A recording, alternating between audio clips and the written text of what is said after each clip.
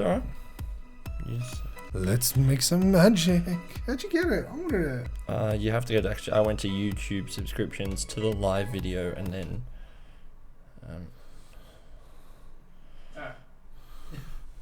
give me the point. Alright, ladies and gentlemen, welcome to another nerdy podcast with Neeber and Danny. My name is Neeber. And my name is Danny. And we are here. Well, you're having trouble with your headphones. Go on, mate.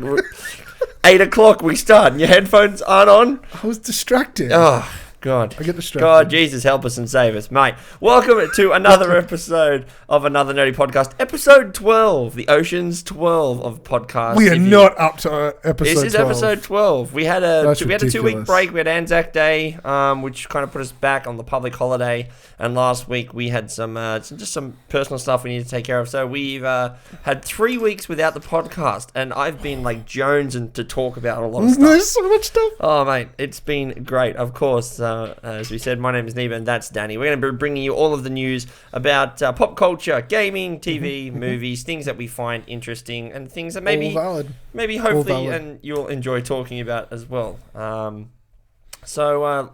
we do like to start, before we get into the news, we do like to start each week with our little catch up. It's a big catch up. It's going to be a big catch up because we've talked to each other over the past couple of weeks, but since the last podcast, I had a baby. Yep. So nothing really important has happened. You know, so she's just a baby. She's nearly 3 weeks old now. I mean, just seriously, time flies. Like, it's ridiculous how fast they go. But other than that, we've had a couple of big movie releases. We've had a couple of big TV shows being released around. A lot of trailers we'll get to towards the end of the show. But it's been, Danny, it's been big. What have you been watching, mate? Let's start with you. Man, there's a few things I've been watching. All right, let's start. The first thing I want to start with is just I want to get it out. Okay. I've seen Guardians of the Galaxy Volume 2. So did I. I watched it as well. Spoiler free. Spoiler free. I'll say this. I'll be very, very brief. Yep. I loved it. I thought it was a fantastic sequel. Yep. I don't think it was as good as the first one. But that's not a bad thing. So I remember one of the news articles, I think the Daily Telegraph said, the only problem with Guardians of the Galaxy 2 was that there was a Guardians of the Galaxy 1. Yeah. And no, I 100% agree with that. I agree as well. I mean, I really liked the movie. It basically brought... I mean, I did think it lacked a bit on the ensemble side because it had to focus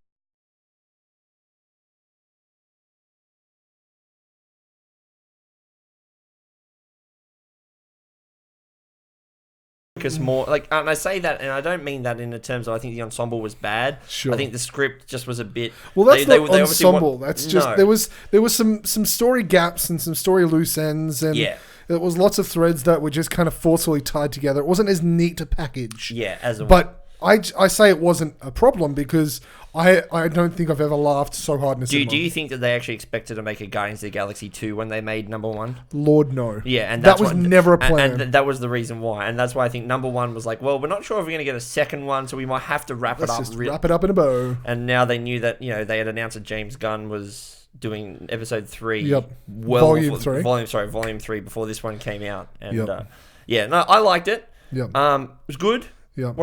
It was just on the border of great, but like it's I feel like I liked it more than most people. But I think I didn't like it as much as you liked it, but in saying that I still enjoyed it. I think it was worth the money. It's just that unfortunately it's worth the ticket price. It gets compared to its predecessor. Yeah. And if you want something better than its first one, it wasn't The Empire Strikes Back to Star Wars. Speaking of, due to Star Did you like that little segue? Yeah, due to Star Wars Day last week, I finally... What day was that?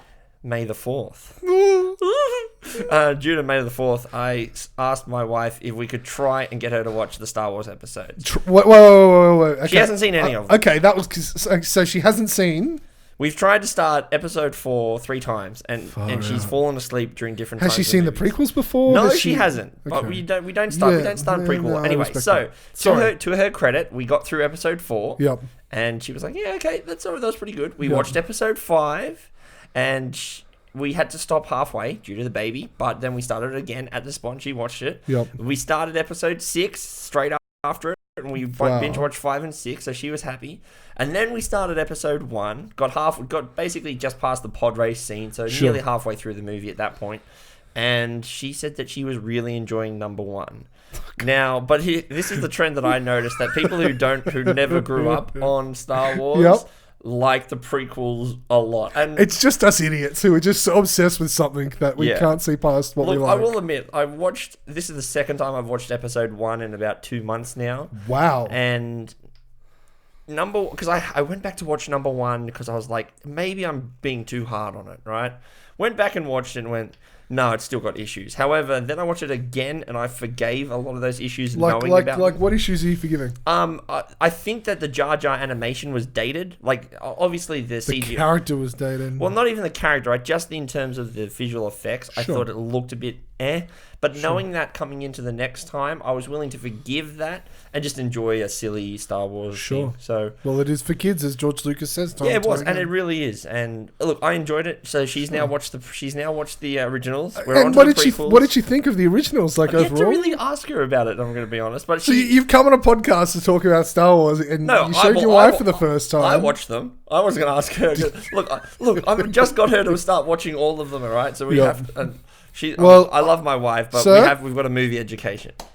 I mean, we still got to watch Indiana Jones, Ghostbusters, classics to name a few, right? Anyway, moving on from that, that was really the only big things that I watched. I mean, I started rewatching The Expanse, knowing that season 2 is coming out soon. It's already out if you know how to get it. Well, it's Netflix soon. So I'm rewatching The Expanse so I want to watch it. I've also got the books, and I'm also I'm about an hour away from finishing the Aftermath book, the Star Wars Aftermath book. 1 hour away from finishing it. Then I'll be starting on the second one, which is Life Debt. So I'll be starting on that one soon. So excellent. I will admit, we talked about this last time, but I started reading Aftermath, like the actual book, and reading the words, reading, yeah, no audio. It's a lot better being read to you, having the effects and having it's a lot better that way. But yeah, I mean, what else? Let's keep going though. What else have you been watching? I've also managed to see Fate of the Furious. So did I. That was one of the ones. Yep. I mean. Come on, were you expecting anything else? I walked out going, that's exactly what I expected. But I will say this. I didn't expect Jason Statham and The Rock steals everything he's in. The chemistry was fantastic. But I honestly, get rid of everyone else. I just want to see those two guys sit in a room, throw insults back and forth for 2 hours. Take my money. What do you think of Paul Walker Light? Yeah, he was otherwise fine. Known as Clint Eastwood's son. Yeah, he was barely a character. It was basically halfway through the movie that I went, he's Paul Walker Light. He's the new. Okay. He was. I will say though, to his credit, by the end of the movie, it actually did feel like he was a part of the team. Yeah, sure. Well, because he was forced down our throats. Yeah, but the team was the audience, right? They were the guys who were going, nah, don't like. All right, you've been working. You've seen the entire film, except you haven't seen enough Jason Statham. Yeah, you haven't seen and enough The Rock. Insults. Just honestly, just give me that movie right now. Yeah. Cut off this Fast and Furious nonsense. Like a Cherokee drum. Clay.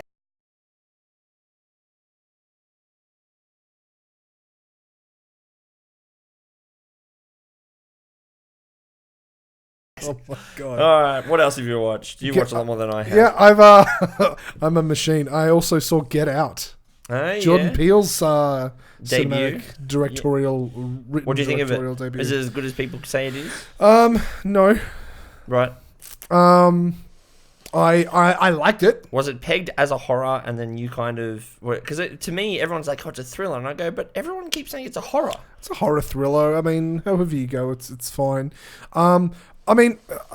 It's not a bad movie. It's nowhere near a bad movie. It's the kind of thing. If I was to see that, stumble onto that on Netflix, it would be Find of the Year, right?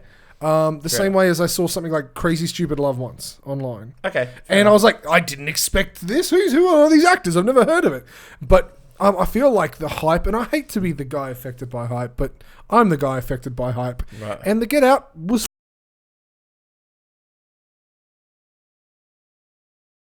just such a standard kind of. All right. I don't know. There weren't enough twists or turns for me. I kind of saw it all coming way too easily. All right.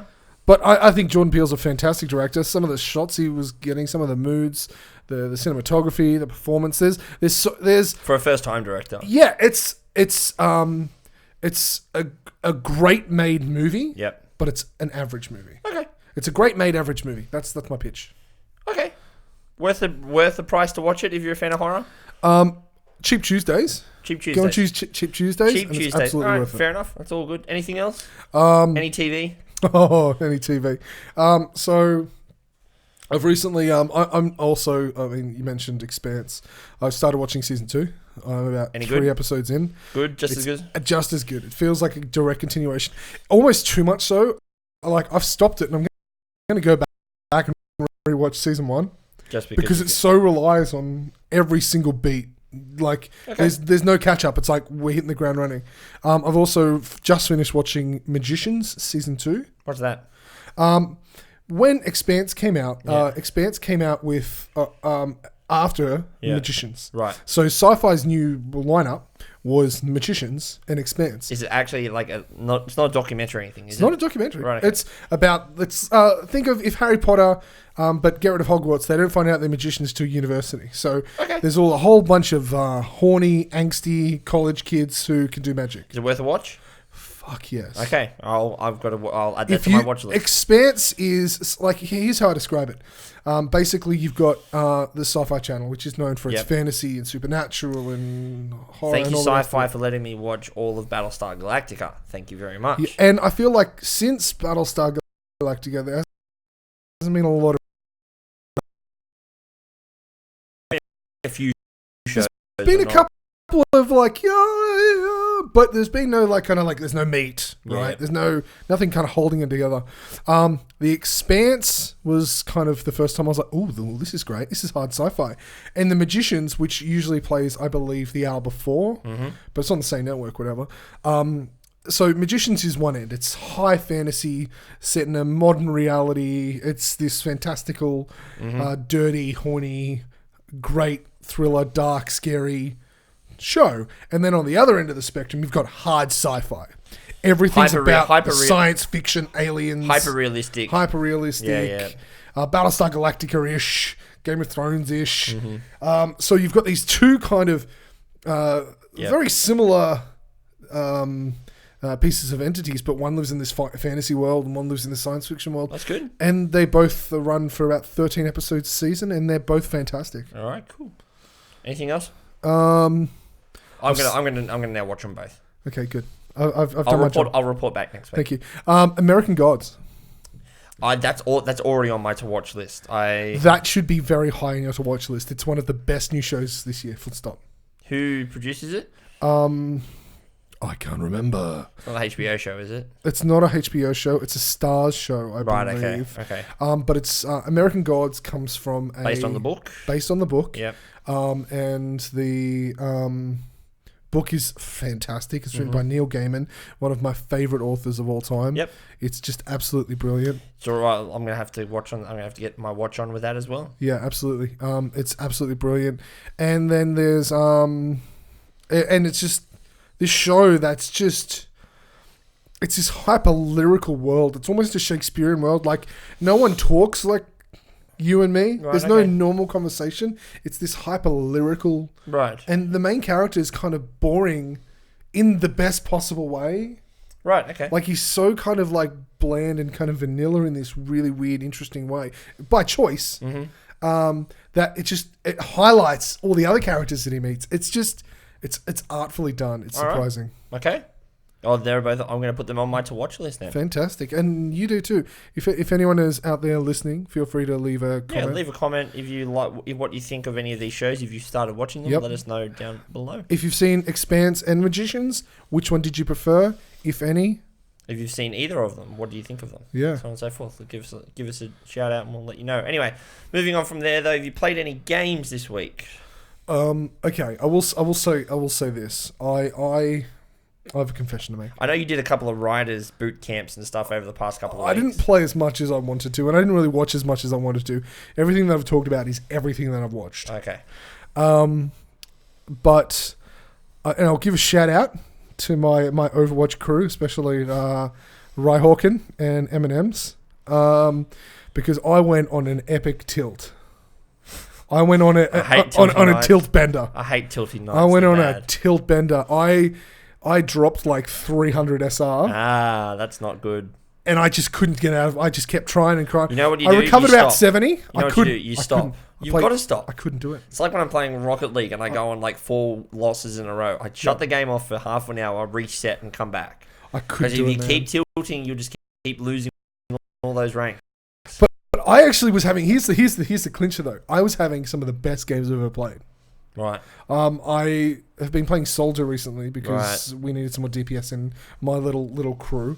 And I was getting get on Junkrat. Gold across the board. I was having these fantastic games, and that's why I was going on tilt so much. I was like, I didn't know what to do. If you want DPS, I'm telling you, Junkrat, Pharah, and Soldier. I can't Pharah. I'm a good soldier. I can Diva. I can Reinhardt. Get on Junkrat. Seriously, you have no idea how good. I killed Junkrat so often though. That's because they're bad Junkrats. If you get soldier, I see Junkrat and I run at him because I know he sucks. Well, you know what? It's like my and Diva. I annihilate Junkrat as Diva. Well, those guys are Junkrat bad. To shreds. Trust me, a good Junkrat who can use his EMP mine to jump around because I main Junkrat. Oh, I see how it. I feel like you and me are going to have a bit of a throwdown. Let me just put this way down. You want to chunk down a Reinhardt shield, you just keep laying into it with your bombs. I'm going to put it that way. Anyway, I played. I went back. I've been playing a lot of PlayerUnknown's Battleground. I've been playing Rocket League as my standards. I went back to Counter. Tell me more about. Before we jump on, tell me more about the Battleground. It's it's a battle royale. Is it like 5 people you still playing with? Yeah, no, my dad, my uncles and my cousins. So there's now a total of 8 of us currently playing. You can only have teams of 4, but that's okay because it means that when we don't have all 8 of us on all the time, we can actually have quite a few teams and people rotating. Oh, that's awesome. Which is good. But my uncle, who is basically a Battlefield fanatic, basically said, it's gotten to the point where if I was to choose Battlefield or PlayerUnknown rounds, I'm playing. They've stopped playing Battlefield because they wanted Battlefield 1 especially to kind of be a tactical shooter. It's not. It's not a tactical shooter. It's a shooter. It's a shooter, right? Whereas PlayerUnknown's Battleground is more tactical because it's one life, you die and that's it, right? It's you die, you're dead. You die, well, you're out of that round. Like you have to restart again with 100 new people.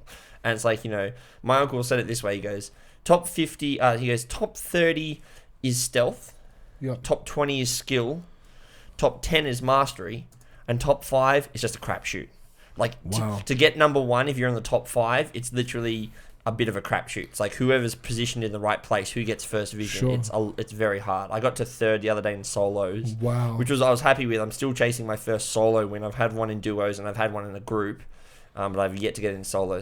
But it is right. I mean, you can make it to the top 30 just by hiding in a building and not doing anything. To make it to the top 20, though, you kind of actually have to know where to position yourself to get it.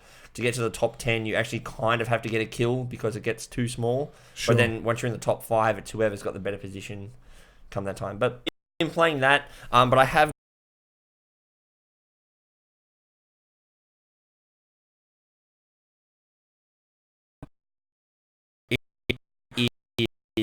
we've got our producer there. If you can play any cricket sounds, that would be seriously. Absolutely I used to play Yu-Gi-Oh as a kid, not seriously, but I used to collect some of the cards. But I literally played. I've been playing it non-stop for the past week, and I've now got I've got an okay deck for a beginner.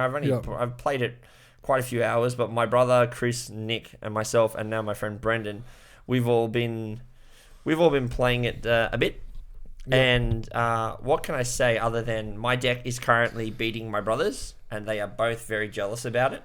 This is called Another Nerdy Podcast, but I feel like we've hit a new. No, we're not. This is not too nerdy. This is a place of acceptance. I'll accept your nerdiness because we're bros. We're bros. I'll tell you what though. If you get the game and we were to play, I would wreck you.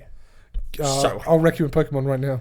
I don't have anything Pokemon. That's what I thought. Although we could play the Pokemon trading card game. We could get that on iPads and we'll start doing that. Okay. We'll report back, actually, because we'll talk about this. Anyway, but I've been playing that. And Counter-Strike Go, I've been playing it a lot more again because of the IEM Sydney, which we'll talk about, which went over on the weekend. I've got questions about that. We'll talk about that anyway. But that's been our catch up. We're going to get into the news section now. We're going to start with games because I feel like saying games this week, and that's what we're going to do. Oh, because that was totally not my laptop just making that sound. Are you sure? Yeah, it was my laptop. Was that a fart, was it? It was a laptop fart. It was a laptop fart. All right, let's move into the gaming news for this week, shall we, ladies and gentlemen?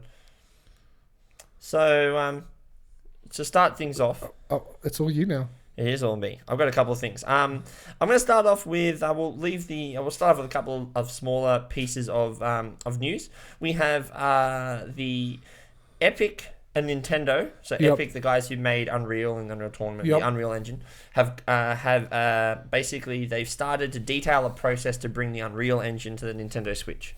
I like it. I like it too. I mean, Unreal is probably one of the better gaming engines out there to start using developers. Like it's not the only one. Well, no, it's not the only one. I mean, you have Unity, you have Frostbite, you have quite a lot of ones. Frostbite's normally what's being used by the guys who make Battlefront, but Unreal is apparently one of the easier ones to develop in. Because I would have said Frostbite. It's also a lot cheaper to develop in as well. Oh, really? I didn't know that. Yeah, so a lot of people have moved. Anyway, so that's only good positive things for Nintendo. It means that if we can get more developers developing for the Switch, we could have a super successful console. Well, I think we already do have a super successful console. I think Nintendo knows. We have a super successful launch. That's true. Actually, yeah, we need some longevity. I'm not trying to I'm all all about the Switch, but. No, I agree with you. I want it to be a successful console as well. Yeah, we need good games to come. Yeah, Speaking of good games on the Switch, though, Mario Kart 8 Deluxe was released. It's pipped. Bethesda's Prey for the second week in a row. In the UK, it's just destroying Japan, as one would expect. But it's been now. What's different about it compared to the last Mario Kart 8 on the Wii U? Nothing. Well, that's not true. They've polished it up. They've brought out... That was going to be my next question. No. They've actually brought in a lot of the things that people would have liked from Double Dash, which is a couple of the GameCubes and things that they. And there's a lot of DLC in the last game. I feel like they've kind of pre-packed that. Yeah. Before. So what they've done is they've brought in a couple of new characters. They've repackaged some of the tracks. But one of the big things, I mean, from an item point of view, the back to be able to use that weapon. If you wanted to. I really like Double Dash. It was one of my favorite games. But they did have actually a bit of a rough launch. Had quite a few connection issues and server issues on their online play. Yep. But they've seemed to have sorted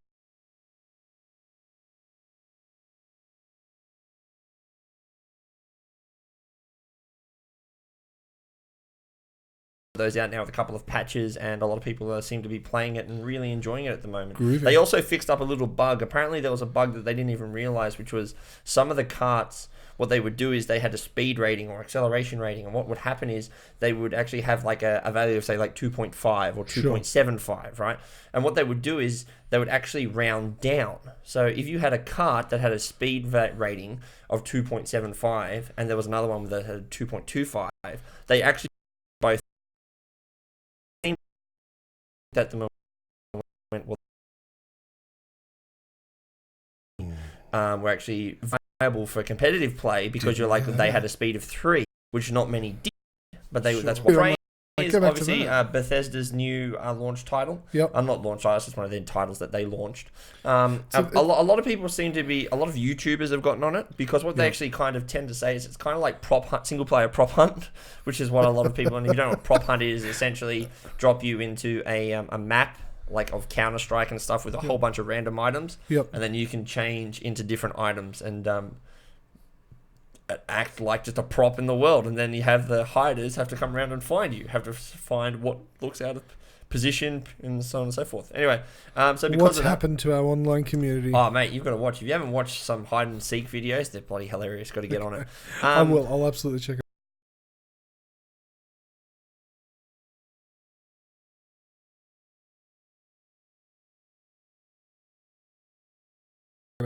But so Prey though has basically, it's a single player story based game. Apparently the speedrunning community has already finished it in less than half an hour. Go speedrunners. Why am I not surprised? A lot of people seems to be getting mixed reviews. I mean, it's more positive than negative, but some people are not really a big fan of it. Some people are. What are some of the negative feedbacks? It's just that the gameplay mechanics just don't seem to work with single player. So like what they'll do is you'll see that, like they have these blobs essentially that are running around, and they have all of these different essentially they will be changing into different items. Yeah, sure. And you have to find them and kill them before you get into the next room and stuff like that. And some people say, look, it's... So that hide and seek kind of mechanic is part of the game? Yeah, it's basically, it's one of their main game mechanics. Okay. So from what they've said, at least these are the Steam reviews that I've read in the community, most people seem to enjoy it. It looks beautiful. It runs well. The game mechanics are actually really good. Great. Kind of has some... reminds you of quite a few other games, like with laptops, like you can access the game. Yeah. It's been getting a few maybe, but if you also think about it this way, right? There's a lot of people the people who have Switches are after new games at the moment for their Switches. So as soon as Mario Kart 8 comes out, people know it. It's kind of a sequel. They're gonna buy it. But it's got number 8 in the title. I assume it's a sequel. Well, but it's the sequel to number 8, right? Yeah. It's number 8 Deluxe. So people know what they're getting by buying this. Okay. Fair enough. So that's why it's not this first Mario Kart 8, because Mario Kart 8 was on the Wii U.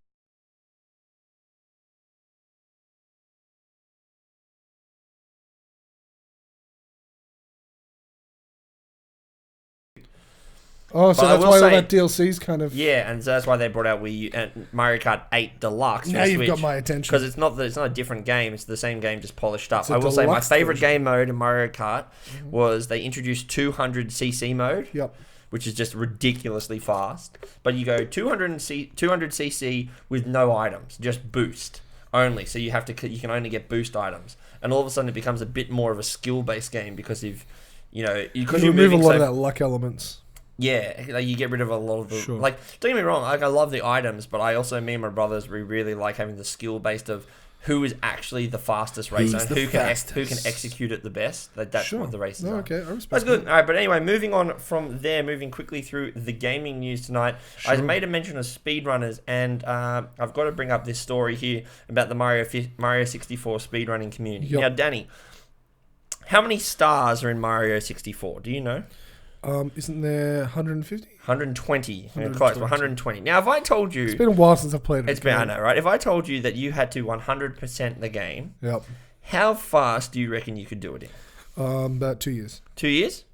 Okay, now if I asked you, now you haven't actually seen any of this, I've kept this one hidden from you. If I asked you how fast do you think the actual record is, and I will say it's pretty long for a gaming session, how long do you reckon it would all take... I'm going to do the maths in my head. For 120 stars. Go. At least 75 hours. 75 hours for a speed run? Absolutely. Okay, what if I told you that you are nowhere near close? I would call you a liar, sir. Well, I would demand proof. Okay, so I'm going to tell you of a speedrunner. His name is Cheese05, and he's considered one of the best Mario speedrunners. Why can't these people just have, names? Well, because Cheese04 was taken. Okay, fair. Anyway, so Cheese05... We're so not funny. He completed Mario 64 in 1 hour, 39 minutes, and 57 seconds. That's impossible. It is not impossible, and the full replay of it is available on YouTube. He is the first person ever to break 1 hour and 40 minutes, which is what's considered to be near impossible. He actually had the last record at 1 minute 40 and 5, and he beat his new record by 8 seconds. Yeah, I can see that twitch in your eye. That's how fast he beat this game. He nearly actually beat this video. He actually nearly beat it in a sub 140 about 2 weeks ago, but he left the chat on, and then the internet being the internet, when he can do it, and they started trolling him because he had chat text to speech left on. Oh no! If you donated, so people were donating like 2 cents and just going la la la la la la la la, like random stuff, and it put him off. And he was upset, but understandably he went, "I really shouldn't have left chat on." So he understood why the internet was the internet. But that's insane. There was a bit of a story, but yeah, congratulations to Cheese05 beating his own record and performing the first sub 140 run. Cheese05. So if you don't know about speedrunning, I'll just give you a quick. They do different things, like they have like 100%, any percent. Like the any percent Mario, the Mario run.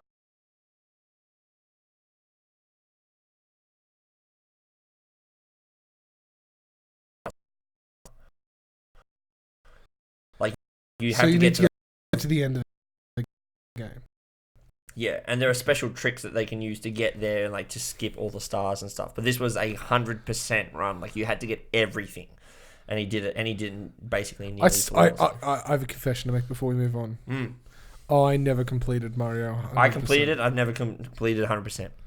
I had 6 stars left. Yeah. I didn't 100% it. I just went, if I can beat Bowser, I'm going to go beat Bowser. And I did. But look, we could talk for a long time about that, like different things, like how there's alternate realities and stuff in Mario 64. Like, there is whole videos explaining these things. So the speedrunning community has done their research into this game. Anyway, we're going to move on from there because we have a couple of other things I'd like to talk about. We've got a couple of things. First up, we have Quake Champions. The new Quake game goes into open beta later this week. Ooh, interesting. Which will be interesting. So I'm going to jump on that and give it a go. Sure. I love Quake. I played Quake Live a bit. It didn't get the following that they wanted, but Quake Champions seems to be trying to hit that esports banner. As you're doing that, I will 100% be playing Overwatch. That's all right. Then we also had the Call of Duty World War II trailer was released about 2 weeks ago. That was fantastic. It was really good. About that. Well, do you remember that the Infinite Warfare trailer was one of the most downvoted trailers in gaming history? Which I actually like, and you know what? Haters be haters. Look, I liked the trailer, but I'm just over the Call of Duty series. Oh yeah, I don't care either way. Call of Duty was one of my first ever online games that I used to play. So it has, especially the World War II, like United Offensive was one of my favorite games I ever played. It has a special place in my heart. What is it? Call of Duty 4 was Infinite Warfare #1. Yep. Not Infinite Warfare. Whatever Call of Duty 4 was. I can't remember. It's gonna. Modern Warfare. Modern Warfare. Oh my god, I knew that. I said that at the same time. You did. Modern Warfare was one of my favorite games I've ever played. I used to play it competitively in 5v5 matches. Yeah. Did you win? We did. We won quite a bit. I also led a team, and it was good. So are you a shots caller? I used to be a shot caller for Call of Duty. Yeah, I used to be, because I was one of those guys in my team who I played with the premier team of our clan. Yeah. I played with them a lot, learning their strats, and then I went back to my team and took their strats, and basically was like, all right, you sit here. This is your backup point, and so on and so forth. Okay. Anyway, but yeah, I changed my mind. I never want to play a game against you. I would wreck you on computer. You destroy me on console. I was going to say, you jump on an Xbox. Yeah, you'll destroy me on. You're dead. You'll destroy me on console. I'll give you that much. Well, but I'll get my my mate M&M's to heal me. Yeah. But the final thing that I want to talk about, the biggest thing in the gaming news from an Australian standpoint, anyway, over the past couple of weeks, is that on this weekend, on May 6th and 7th, we had the IEM, the Intel Extreme Masters Sydney Championships. Yep. Came and gone. We had 8 teams. 7 teams invited from around the world. Yep. 4 would have they played against each other in a Swiss format, which is basically a Swiss format. Not a French format. No, Swiss format. But with the boys, I'm not even going to dignify that joke with a laugh. If you don't know what a Swiss format... Well, there's some good news in France is also, I just wanted to... Yeah, with the presidential election. But this is not a political show. This is a pop culture show. No, every time. But the way a Swiss format works, especially with 8 teams, is basically if you get to 3 wins, you are then qualified through to the finals. If you get 3 losses... Yep. You're out. So basically means that if you win your first 3 games in a row, you're automatically through. But the 4th team that would be through would have to play through 5 games because they would have 2 wins. They had 3 wins, 2 losses, sort of thing. Sure. So that's how it would work, right? So it's a lot of people like this format. Sure. We actually had 2 Australian teams. One called the Detroit Renegades, and they're called such because they live in Detroit. But they are 5 Australians who moved to the States to play, and they have a team that pays them salaries. And we had the Open Qualifiers champions were Chiefs, Counter-Strike Global Offensive Team. Sure. They are considered to be the best team in Australia at the moment. In Australia, like living in Australia. In Australia. Okay. Just behind Team Immunity, coming in through second. But Team Immunity have gone international to play in some tournaments as well. So Chiefs won, and they actually caused one of the biggest upsets in the Counter-Strike scene. Really? Now, they didn't make it through to the finals, unfortunately. They were 2 losses and 1 win. Okay. And they versed a European team called Team North. Yeah. And people were basically expecting Team North to destroy them because when they versed each other before, they played each other once, and when they versed each other, they lost 16-5. So that's a big score difference in round differentials. It seems big to me. It is. I don't know for the Counter-Strike, it's a big difference, right? Yeah. Basically, you have 15 rounds a half, and first team to 16 wins. Sure. So to give you an idea, that they literally won a third of all of the a third of the rounds in one half. Wow. It's not a lot. Anyway, they versed Team North and beat them 16 rounds to 13 to knock Team North out of the competition. They then went on to verse Team FaZe. Is Team FaZe or Australis? I'm fairly certain on a map that they didn't beat this team in their previous encounter, and unfortunately they got knocked out 16 rounds to 10. But they did a fantastic job to knock out one of these European powerhouses. Can we just before you carry on? Yeah. Well done to the Chiefs. You know, it was good to watch. They went to they were at the Kudos Bank Arena, or the old Entertainment Centre in Sydney, which is where the finals were played over. Sure. They had the semi-finals starting at 3:00 on Saturday. Then they had the second semi-final at 6:00. Yep. And then the final day they had it was a best of 3 final, and it started at 4:00. Okay. They sold out all of the seats in the Kudos Bank Arena. It was 6,000 people from Sydney turned up to watch it. Sold out. Well, the Entertainment Centre holds more, but the way that they do the stage, they cut off quite a lot of the seats. Yeah, had to bring everything forward. But that's still impressive. Yeah, so they had over 6,000 people there, which was really good. Wow. And SK Gaming beat Team FaZe Clan in the finals 2-1, and the Brazilians took home $100,000. Go Brazil. Yep. So, if you have any, you said to me that you had some questions about this earlier on. So, if you have anything, my question was, did Australia win? And no, they didn't. No, but they put up a good fight. We put up a very good fight, and it has to be said. Very good fight. They actually had in their do or die qualifying match for the finals, the top 4. They were actually up at one point, 5 rounds to nothing. Yeah. But unfortunately, the team that they lost to are probably one of the best teams in the world, and just you can grind your way back in these sort of games because you have an economy. You just need a couple of rounds to settle yourself once you get going. Sure. And it works really well. Even with a few losses, you can still buy enough equipment. Yeah, exactly right. Well, after it. 2 rounds are so generally the way that a game of Counter-Strike works is the first 3 rounds is considered the pistol rounds because you don't have a lot of money. Your economy's not set yet. Whoever wins the first 1 or 2 rounds is generally considered to win the first 3 because you have enough money to buy guns, whereas the team you're versing has lost, doesn't have enough money. Yep. So on and so forth. So okay. That happens. In the Counter-Strike world, though, it's we actually had in the very first game of the whole tournament, it went to triple overtime. So the way that it works, if we get locked at 15 rounds apiece, we then play 6 rounds more, 3 rounds each half, and you need to win 4 rounds. And if we don't, then we go again. And we go again until we finally get someone. So the final score was something like 25-23, which is massive, right? And those kind of games, generally a full-timed game of Counter-Strike will go for maybe about an hour.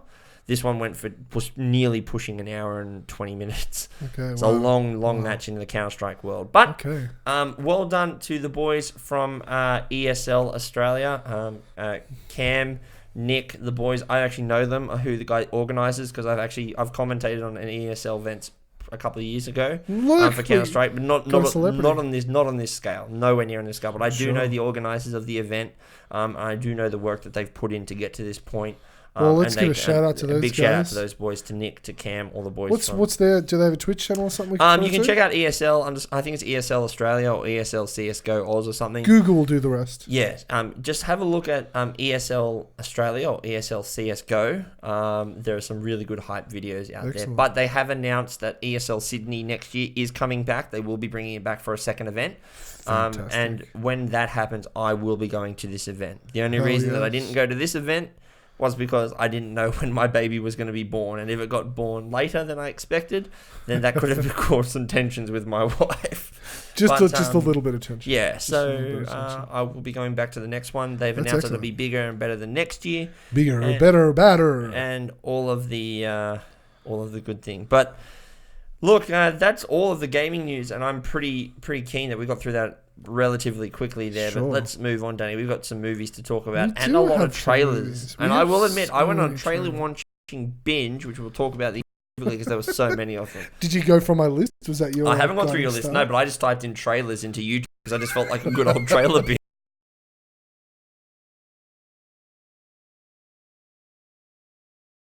Some boring.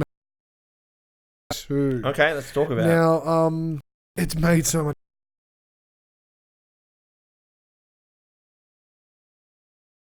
bucket loads of money. It's been in America for a week. Most international.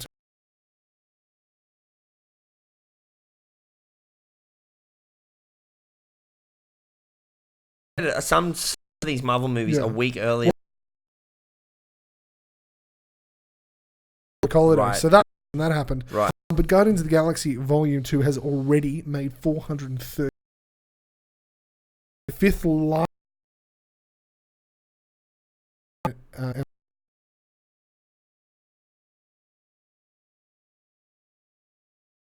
Do you know things? Yeah. Well, they suffered just from the point of they tried to focus on a couple of specific characters rather than the ensemble as like what does the group do. But in saying that, the chemistry is still there from the first one. I mean, the first one had not only one of the best soundtracks to come out of Marvel at the moment, even though it's not original music, but one of the best. It's still the best soundtrack in the last year. Yeah, exactly right. And they picked the music so well. The chemistry of the characters is so good, and I mean, absolute props to Star-Lord. I'm Chris Pratt. Chris Pratt. I love Chris Pratt. I love everything he does. He's really good, and he's just. But yeah, no, that's good. I'm glad they're on their way. Probably, I reckon, to probably about a $600 million probably close at least. I think they'll get close to $1 billion in total. You reckon? Yeah, absolutely. They'll get close to $1 billion. Awesome. It'll make. I feel like it's gonna make about as much money, at least, that Batman v Superman did, which was about 850 plus.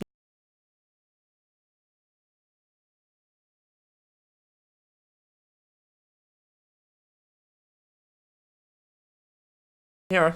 If not more. Like, it's just... I don't know if they'll cross $1 billion, but they'd be up there. They'll get... I don't know if they'll cross it, so... Only just because it hasn't been getting as bigger reviews as some things. Average at Cinema Score. Yeah, no, it's getting... Not that it's bad. I'm just saying that a lot of people tend to go, it's good, just not as good as number one. And people hear that and they go, well, it's not as good as number one. It's not good, yeah. But I think it's... Like I said, I enjoyed the movie. Yeah. I just thought it just wasn't great. But that's not to say I didn't enjoy myself. I walked out of there going, yeah, it was a lot of fun. On the subject of twos. Oh, yeah. A little segment. I know, yeah, it was good. They've basically, it's been confirmed that Edge of Tomorrow 2 is coming. Nice. I really enjoyed the first one. That was one of my top 5 films of that year. Edge of Tomorrow was... That was one of the top 5. It was blunt. It's the best performance I've seen from her. And I didn't know that she was such a badass chick until I watched that movie and went, holy crap. I want her in every action movie ever. Yeah, she was so good. And even Tom Cruise was fantastic. He wasn't doing movie. the Tom Cruise schlock. Yes, it was. That's exactly right. He was scared. He was scared. He was miserable. He was pathetic. And I mean, eventually, spoiler alert for a 5-year-old movie, he became more of a badass, but he worked at it. He earned it, and he was still never as cool as Emily Blunt. Yeah, that's true. But, I'm happy. So if you don't know what Edge of Tomorrow is, you may know it as Live, Die, Repeat. Like, they originally had that title, but then people were like, well, that's a stupid title. There's even more to this. The original title of the manga, which it's based on, was called All You Need Is Kill. Which has got to be one of the absolute... I got to go and watch this. I got to go. I didn't know it was based on a manga. I'm going to have to go read this now. All You Need Is Kill. All You Need Is Kill. All you need which is kill. Is just the... All You Need Is Kill. All right. Best title for a movie. Like, All You Need Is Kill. I will have 5 tickets to that, please. But see, that's not a title that Western audiences I don't know. care. It's the title they should have gone with. I know. But there's a whole journey. I'm taking you on a journey. I will say, though, I just hearing that, watching that movie, I go, that was totally based on like a manga, which was totally based on Groundhog Day. Yeah. But that's okay. It was a Groundhog Day manga. It was Groundhog Day with guns. So then eventually, one of the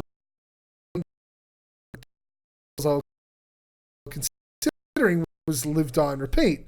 But then for some reason they settled on Edge of Tomorrow, which is like, a very stock standard movie. It's very much a very... The Edge of Tomorrow. It's like, what the fuck is that? Yeah, I don't... Look, Live, Die, Repeat I thought was stupid because I'm just like, I get it, but I also think it's kind of stupid. But Edge of Tomorrow was kind of like, yeah, at least I know what I'm... It doesn't really explain anything. But here's the thing. So... They should have just called it Groundhog Day. It gets better. With guns. It gets better. Oh, it gets better. So the DVDs and the Blu-rays get released. Yeah. Guess what the title of the Blu-rays? Live, Die... Live, Die, Repeat. Yeah. Giant, big, bold letters on the cover. So they've changed somehow because they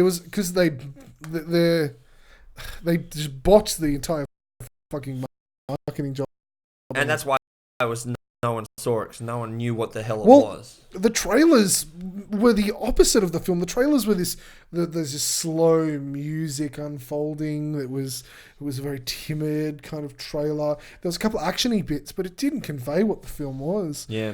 And then you see the film, you're like, that's like everything I you saw want it in cinema movie. because there were a bunch of reviewers who were saying, "Holy shit, watch this movie! It's not what you think it is." And I watched it and I loved it. So now this film, this is the cherry on top. Yeah. The director or the producer now has gone on to say that the next film will be titled. All right, here we go. Live, Die, Repeat, and Repeat. I'm good with that. I reckon it would be funny if you go live, die, repeat. Live, die, repeat. Right? That would have been just as good. I was really hoping for live, die, rinse, and repeat. Oh, that's good. That's good. That's the only joke in the show. That one right there. Yeah. I didn't even write that down. You should have. Like, you could be a comedy writer with that kind of thing. Stop it. Yeah. You can buy my book now at all leading ebook How's your stores. second book coming along? Really well. Oh, that's good. I'm glad. I'm glad your little boot December. Ooh. It will be released. Now Winter number 2. The Last Titan. Anyway, bygones. Anyway, moving on. So on the subject of number 2, maybe we'll continue on to 2049. Are we going to do the trailers now, are we? Well, I just want to touch on this one, then we'll get off. But right. that segue just sold itself. Right. So we'll drop one trailer in really quickly. Blade Runner 2049. Pretty keen. Yeah. That was one of the ones that I only saw lately because it was only released yesterday. Today. No. Today. It was this morning. Are you sure? Yeah, 100%. I thought it was yesterday. No, I'm pretty sure it was this morning because I watched it in bed. Anyway, it doesn't matter. And we both watched it. Yep. Pretty keen. Yep. I haven't watched the original. I feel like I should now go and watch the original. I feel like that's going to be something that I'm going to need to do. Yeah. But this one, it got me excited. Looks beautiful. Looks very sci-fi-y, which I really like. Some Jared Leto talking about things. Some Ryan Gosling looking Ryan Gosling-ish, and some Harrison Ford not being Han Solo. Well, he's always Han Solo. No, it's like Deckard or whatever his name. Deckard. I know the character's name. I don't really have. Watch it. It's a good film. I'm gonna have to go back and watch it. People say it still holds up. It still absolutely holds up. It's one of those films that absolutely holds up. But the sequel is being directed by Denis Villeneuve. Yep. Who just to name one film that he's worked on recently, it's The Arrival. Right. Okay. If that doesn't strike your fancy, which it should, if you haven't seen it, go watch it. There was potentially one of the best 2 or 3 films of last year. He also did the year before that Sicario. Yep. So he's done a couple of things. Prisoners, he did Prisoners, right. which had Hugh Jackman as an angry dad. Yeah. That was one of those ones where I kind of went, Hugh Jackman's trying to get away from the Marvel franchise. Yeah. Essentially, that's what it felt like. But the movie itself was actually really good. Chilling. Had Jake Gyllenhaal and a couple of others in it as well. So Denis Villeneuve is doing Blade Runner, and honestly, as soon as I found out he was on it, I think it's Roger Deakins is the cinematographer. Yep. Blade Runner 2049. If you like the original, I would almost say I love how I found out about this movie. Is I went to the Sydney fan event for Star Wars Episode 7. So we're talking.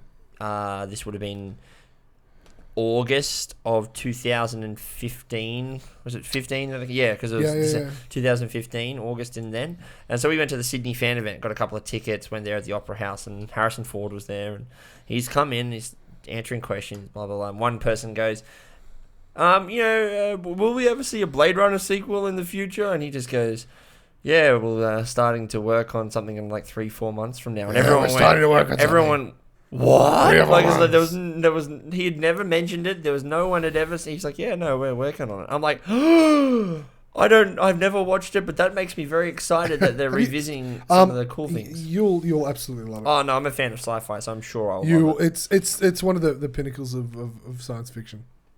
So I really want to, before we go into more of this trailer talk, yep, I really want to touch on something that was announced today. Yep.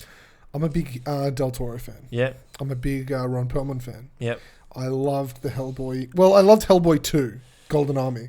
I liked them both. One of my favorite comic book movies. One of my favorite movies of all time. It's it's at Del Toro at his craziest. It's a comic book set in a fantasy. Has people action and thriller. Oh, I just love it. It has people in it that I didn't realize. Like it has like what's his face? The Frasier's brother. Yeah, David Hyde Pierce. Yeah, David Hyde Pierce. He was actually in The Voice, and he wasn't in Golden Army. I mean, not that I'm telling you. Oh, so he wasn't actually the body model, was he? No, the body model was someone completely different. Oh, the body model that's was still fine, but like I was the like, guy who was in Pan's Labyrinth. He was yeah. I forgot his name. I'm blanking on names. Anyway, it doesn't matter. Anyway, moving on. What are we talking about though? Oh, Hellboy. Yeah, but what about it? Hasn't it been canned? Didn't he say that we weren't getting? Oh yeah, Hellboy? I haven't actually read the news out. Okay, so they've announced today that there's a new R-rated Hellboy movie coming out with David Harbour. You know Stranger Things. Yeah. You know the cop. Yeah. He's going to be playing Hellboy. Did he direct Stranger Things? No, he was the cop. He was just the actor. Oh, okay. So Dennis Hopper. So he's in the movie, right? No. Because I thought it's being directed by Neil Marshall, who directed some of the best episodes of Game of Thrones. I think he directed Blackwater. Oh, yeah, okay, yeah. Or Battle of the Bastards. He's a great director. He also directed The Descent. Okay, yeah. So hold on, but are we getting David Harbour as Hellboy? It's a completely brand new series. Okay, so is it a TV show? No, movie. Oh. Del Toro's out. Ron Perlman's out. David Harbour's in. The original creator of the comic, Mike Mangold, I think. Yep. I'm blanking all night today. Well, look, I hope it's good. I mean, it's going to be different, but that's not to say it's going to be bad. I think. I think it's going to be a bit more like tongue in cheek. I think it's going to be a bit more. I just think it's going to be a bit more modern. Yep. A bit more different. A bit more like kind of them trying to cash in on the fact that the logo made so much money. The fact that Deadpool made so much money. They see a niche now and they're going for it. Do I think that's the right strategy for it? Not necessarily. But does it make you excited? Do I get more Hellboy? Yes. Okay, so I'm in. Okay. Director's good. The actor's good. Bring it on. Come now. Yeah, bring it on. I don't really have a comment on this one. I mean, I like the Hellboy movies. I wasn't really that into comic book kind of things around that time. So, look, I hope it's going to be good, but we'll see. I mean, I'll wait and see. Yeah, sure. Let's wait for a trailer. Wait for some reviews. Mm-hmm. See if any of that gets excited. So, we are running out of time. Speaking of trailers, let's do it. Let's break them down. Okay, so there's a few trailers. We have four more to break down. So we've got Wonder Woman, we've got Dunkirk, we've got Dark Tower, we've got the Defenders trailer. All right. Wonder Woman trailer. Patty Jenkins has got me excited. Didn't need to see any more of Wonder Woman. Didn't need to see that trailer. I'm no more excited. I thought the rock pop song was a bit of a weird choice. I like that song. Warriors is actually a pretty decent song. I've never heard the song outside. I've heard it quite a few times. Okay. So because I heard that for the first time, going, what the hell? It was actually written by I can't remember who it was written by, but it was written for a League of Legends World Tournament. The guys, it is. I'm gonna find it out. Okay, while you're doing that. Because it was used Warriors song Imagine Dragons. Imagine Dragons. Sorry, it was made by Matt. So I like Imagine Dragons. So Imagine Dragons wrote it for League of Legends World Championships. For one of their things. So they're big League of Legends players. Cool. There you go. A little bit. So I learned something new. Thank you for that. I'll have to show you that video at the end of this podcast. But yeah, I mean, I'm still excited for this film. It could be the saving grace of the DCEU. Look, they need a win. They need a win. They need a win. They need a win on the table. They need a win coming into the Justice League. They can't just rely on the Justice League to be good. They need a win coming in. I think Batman War came so close. Anything to go by. It's got some of the best superhero animated movies of anything. I mean, the Flashpoint Paradox is one of my favorite cartoon animated things, as well as there's a couple of the Justice League movies that they have, like where they go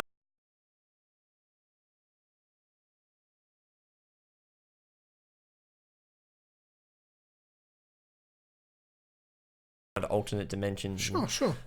I'm still, but look, I hope it's good for the sake of them. Yep. Please be good. Okay, we'll keep rolling. I am too. I am optimistic. I am. Yeah, exactly. I'm hopeful. Yeah, I am. Dunkirk. Chris Nolan. Oh man, it looks so tense. I'm just not a war guy. Oh, but come on, can you tell me that watching that trailer, you didn't feel tense at all? No, I'm just not the demographic. Oh man, I'm pretty keen. Like, if anything, Nolan is a visionary or a visual master. Absolutely, and he's master of tension. Absolutely, I think he's a fantastic director. I think he's had a couple misses. I think he's had a hell of a lot more sticks. Oh, he's a lot more wins and losses. His misses, as I see them, are still better than most people's hits. Yeah. So I'm being super critical because he's the director at that level where you can be critical, right? I do. Like, he's not known for war. I just have no interest in war films. I love me some war films. But Saving Private Ryan is one of my all-time favorite movies. It's not even in my top 20. Oh, the opening scene alone is worth the price of admission just for the assault on Normandy. Yeah, it is honestly the Normandy landing beach. Like, that scene is worth the price of admission alone. Spielberg. Anyway, but we're not talking about Spielberg. I'm saying, like, I am a fan of war movies. I do like especially World War II stuff. I remember with you. I want to feel your enjoyment. I think I'm gonna.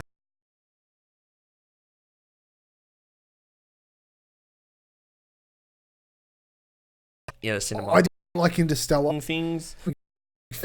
Me too. So I'll wait till I see more. Look, same with me. I think McConaughey, Idris Elba, like, it's got those two alone. The cast alone. Those two alone will lead from the front. And for me, I like the trailer. I mean, there was some really cool action kind of. There was some really cool bits, but I'm just scared it's right in that cheesy line. Well, the thing is, do you know anything about The Dark Tower though? Like, as in the novel series? Yeah. So you know how it's like a 6-book novel. Sure. In my head, I'm going, is this just the first novel, or is this actually all 6 in one? It's definitely not all 6. It can't be all 6 in one. I mean, there's so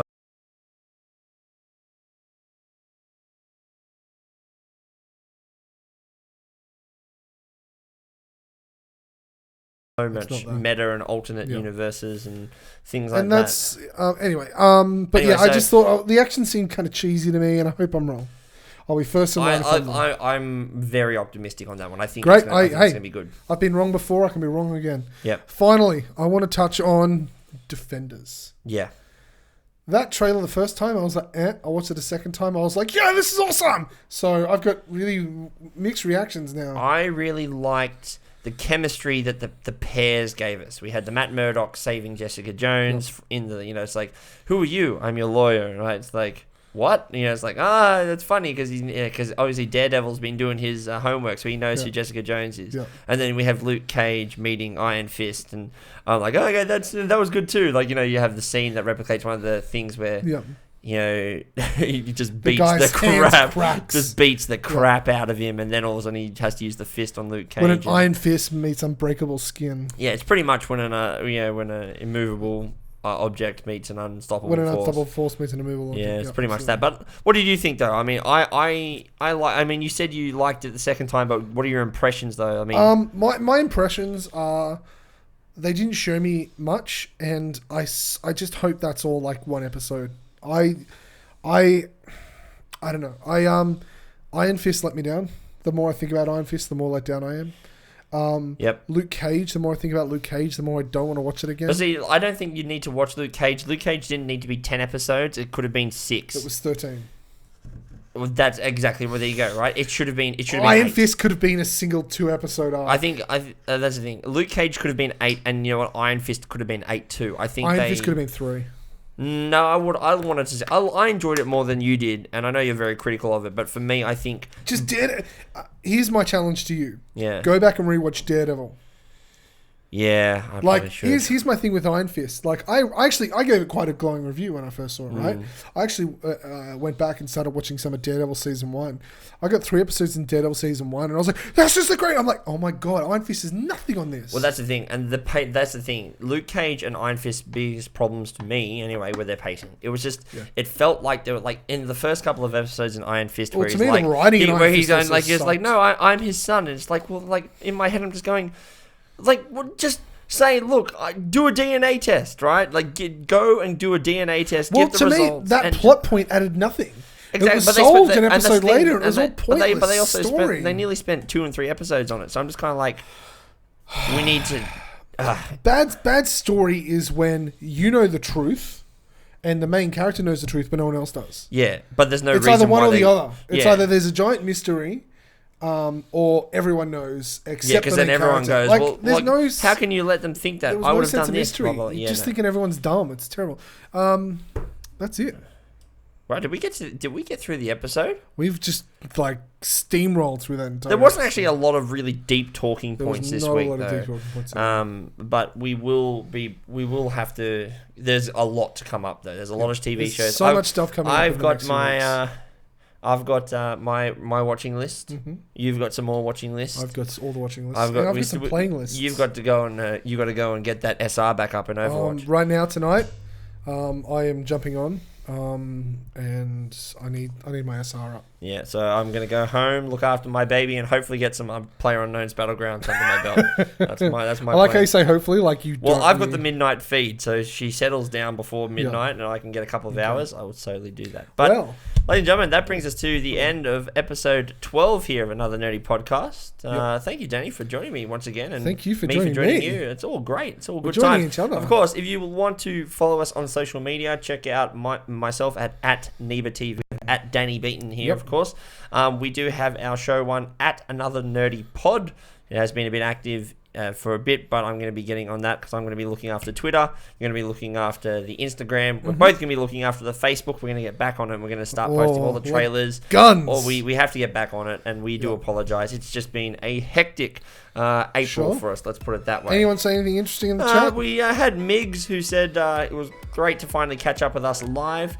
He said thank you for the shout out, Danny, on Overwatch. He's M&M's. He's the best Mercy I've ever seen in my life. Well, there you go. Big Hands praise. down. Good mercy. And we also have Isla Bro saying, hey, happy day of victory over fascist aggressors. In reference to the French. I thought it wasn't a political show. You read that out quite politically. He says he's from Russia and we won over the Germans. So the World War II references are great. Love it. It's all good time. I assume he's going to be definitely playing the Call of Duty. Isla Bro, thank you very much for commenting. Love to have you guys here. But, ladies and gentlemen, of course, if you did like what you see, hit that follow button on Twitch. Also, the subscribe on YouTube. Go over to our Facebook page, which is facebook.com/Another Nerdy Podcast, all one word. And hit that like button. We'll be posting up there. We will also have some competitions and stuff we're kind of planning. So hopefully we can talk to you about more of those in the future once we get those kind of sorted. But until that time, we have been Another Nerdy Podcast. I was Neeber. And I was Dan. And this was episode 12. We will see you episode 13 next week, same time, 8 p.m. Australian Eastern Standard Time. See you then. Ciao. That was good. I actually do, before you go, I have to show you the Warriors clip. Okay, you because if this doesn't get you hyped, for Warriors or for Wonder Woman? Well, no, this is just a League of Legends. It's just a league thing, right? Yeah. But Warriors song, right? If you just watch this, and okay. This is the 2014 World Championships, right? If this doesn't just get you hyped in general, for life, yeah.